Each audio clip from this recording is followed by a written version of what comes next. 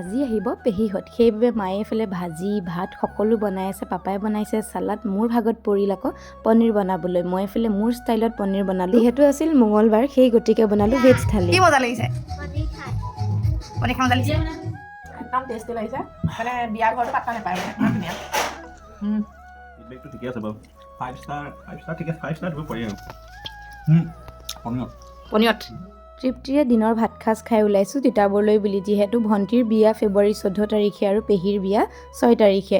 দূৰণিৰ আলহীখিনি আজিয়ে মাতিম।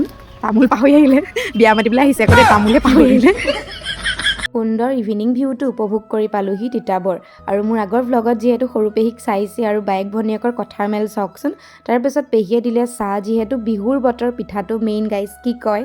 আৰু চবতে আমি ইনভিটেশ্যন দিলোঁ য'ত য'ত মাতিব আছিলে, আৰু সকলো দেখুওৱা যিহেতু পচিবল নহয়, যিহেতু শ্বৰ্ট ভিডিঅ'। তাৰপাছত আমি আহিলোঁ ৰৰিয়াত থকা মাহী আইতাৰ ঘৰ, আৰু তাৰপাছত মই ল'লোঁ স্কুপছৰ ফ্ৰণ্টৰ পৰা পাপৰি চাট। আমি এনেকৈ গাড়ীত বহি পাপৰি চাট খালোঁ। আজি দিনটো এনেকৈয়ে পাৰ কৰিলোঁ। আজিলৈ বাই বাই।